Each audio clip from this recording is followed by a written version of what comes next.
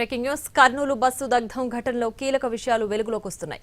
Bus దగ్ధం కాకముందే bike ను ఢీకొన్న సమయంలో బైకర్ శివశంకర్ తో పాటు మిత్రుడు ఎర్రిస్వామి ఉన్నాడు. ఎర్రిస్వామి స్వగ్రామం తుగ్గలి మండలం రాంపల్లి.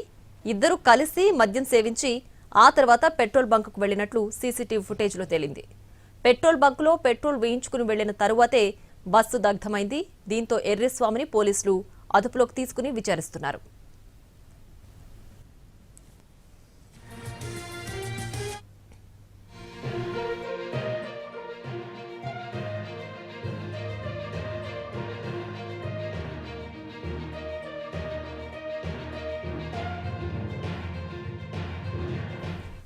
కర్నూలు బస్సు దగ్ధం ఘటనలో కీలక విషయాలు వెలుగు వస్తున్నాయి. బస్సు దగ్ధం కాకముందే బైక్ ను ఢీకొన్న సమయంలో బైకర్ శివశంకర్ తో పాటు మిత్రుడు ఎర్రిస్వామి కూడా ఉన్నాడు.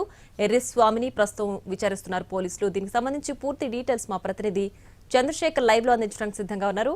చంద్రశేఖర్, చెప్పండి, నిన్న జరిగిన కర్నూలు బస్సు ప్రమాద ఘటనకు సంబంధించి ప్రస్తుతం ఏ విషయాలు వెలుగులోకి వస్తున్నాయి?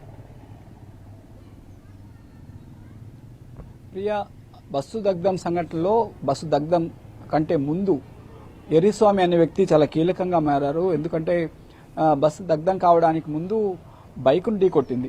ఆ బైక్లో ప్రయాణిస్తున్న శివశంకర్ అక్కడికక్కడే చనిపోయారు. అయితే ఆ తర్వాత తెలిసింది శివశంకర్తో పాటు ఆయన మిత్రుడు ఎర్రిస్వామి కూడా ఉన్నాడని. ఎర్రిస్వామి తుగ్గలి మండలం రాంపల్లికి చెందిన వ్యక్తి. కర్నూలు శివ మండలం లక్ష్మీపురంలో, కల్లూరు మండలం లక్ష్మీపురంలో ఉంటారు. అయితే ఎర్రిస్వామి, శివశంకర్ ఇద్దరు మిత్రులు. నిన్న రాత్రి 7 గంటలకి ఇంటి నుంచి శివశంకర్ బయటికి వెళ్లారు. అయితే ఎక్కడికి వెళ్తున్నదో చెప్పలేదు. 10:30 లోపే ఇంటికి వస్తానని మొన్న రాత్రి చెప్పారు. అయితే 10:30 వరకు చూసిన తల్లి ఆ తర్వాత ఫోన్ చేసిన రెస్పాండ్ కాలేదు. అయితే శివశంకర్, ఎర్రిస్వామి ఇద్దరు కలిసి మద్యం సేవించినట్టు తెలుస్తోంది. ఆ తర్వాత ఇద్దరు డోన్కి వెళ్లాలని ప్లాన్ చేసుకున్నారు. శివశంకర్ గ్రానైట్ బండలు పరిచే పనులు చేస్తుంటారు. ఆయనకు ఎర్రిస్వామి ఫ్రెండ్ కావడంతో ఇద్దరు కలిసి డోన్ వెళ్లాలనుకున్నారు. అందులో భాగంగానే మద్యం సేవించిన తర్వాత డోన్ వెళ్లేందుకు నేషనల్ హైవే 44 మీదుగా వెళ్తున్నారు. పెద్ద టేకూరు వద్ద పెట్రోల్ బంక్ లో పెట్రోల్ కూడా పోయించుకున్నారు. ఆ సందర్భంగా పెట్రోల్ బంక్ లో కొంచెం దురుసుగా ప్రవర్తించారు. ఈ పంపు కాదు, ఇంకో పంపు దగ్గరికి వెళ్ళాలని అనేటప్పటికీ బైక్ ని కోపంతో తిప్పి ఆ తర్వాత ఇద్దరు వెళ్ళిపోయారు. అయితే సీసీ ఫుటేజ్ లో అప్పుడు ఇద్దరు కనిపించిన ఆ తర్వాత ప్రమాద సంఘటనలో మాత్రం శివశంకర్ మృతదేహం మాత్రమే లభించింది. అయితే పోలీసుల విచారణలో ఎర్రిస్వామి కూడా ఉన్నట్టు తెలిసింది. ప్రస్తుతం ఎర్రిస్వామిని పోలీసులు విచారిస్తున్నారు. పోలీసులు విచారణలో చెప్పిన విషయాలు కూడా ఆసక్తికరంగా ఉన్నాయి. బస్సు దగ్ధంకు ముందు శివశంకర్ వెళ్తున్న బైకును ఢీకొట్టి ఆ తర్వాత దగ్ధమైనట్టు తెలుస్తోంది. అయితే సీసీ ఫుటేజ్ వీటన్నిటిని పరిశీలిస్తే బస్సు ఢీకొట్టక ముందే ఈ బైక్ NH44 రోడ్డుపై పడి ఉన్నట్టు తెలుస్తుంది. అదే విషయాన్ని శివశంకర్ ఫ్రెండ్ ఎర్రిస్వామి చెప్పినట్టు తెలుస్తుంది.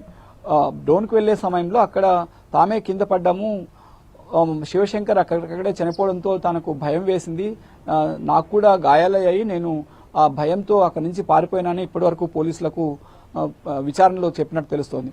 అయితే బైకును కింద పడిన బైకును ఢీకొన్న తర్వాత అది బస్సు ముందు భాగంలో బంపర్ వద్ద చిక్కుకుపోవడం, అది రోడ్డు మీదుగా రాసుకుంటూ దాదాపు 300 మీటర్లు దూరం వెళ్లిన తర్వాత అక్కడ పెట్రోల్ ట్యాంక్ అంటే బైక్ కి సంబంధించిన పెట్రోల్ ట్యాంక్ క్యాప్ ఊడిపోవడం, ఆ పెట్రోల్ అంతా కింద చల్లిపోయి స్పార్క్ వచ్చిన సందర్భంలో పెద్ద ఎత్తున మంటలు చెలరేగి భారీ అగ్ని ప్రమాదం సంభవించి 19 మంది బస్సులోనే సజీవ దహనమయ్యారు.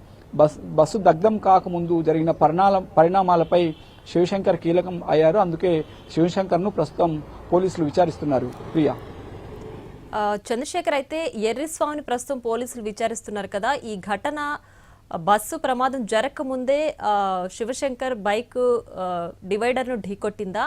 అక్కడ ఢీ కొట్టడంతోనే శివశంకర్ మరణించాడా, లేదంటే ఎర్రిస్వామికి శివశంకర్ కి మధ్య మద్యం తాగడం వల్ల వాళ్ళిద్దరికి ఏమైనా అక్కడ గొడవ జరిగిందా? వాస్తవంగా ఇద్దరు పెట్రోల్ బంక్ లో మనకు లభించిన సీసీ ఫుటేజీ చూస్తే కూడా వారి వ్యవహారం తీరు మద్యం సేవించినట్టు స్పష్టంగా తెలుస్తోంది. ఇద్దరు కలిసే వెళ్లారు. గొడవ పడినట్టయితే పోలీసుల విచారణలో అతను ఏమీ చెప్పలేదు, కింద పడ్డామని మాత్రమే చెప్పారు. అయితే డివైడర్ ను కొట్టిన తర్వాత కింద పడ్డారా, లేకపోతే బండి కంట్రోల్ కాక కింద పడ్డారా స్పష్టంగా సమాచారం బయటికి రాలేదు. కింద పడిన మాట మాత్రం ఎర్రిస్వామి ఒప్పుకుంటున్నాడు. ఆ కింద పడ్డ తర్వాత శివశంకర్ అక్కడికక్కడే చనిపోవడంతో తనకు భయం వేసింది. అందుకని ఎక్కువసేపు తనకు కూడా గాయాలయ్యి అయినా సరే ఇక్కడ ఉంటే తనకేమవుతుందన్న ఉద్దేశంతో తాను వెళ్ళిపోయానని పోలీసులకు చెప్పినట్టు తెలుస్తోంది. ఆ తర్వాత కొద్దిసేపటికే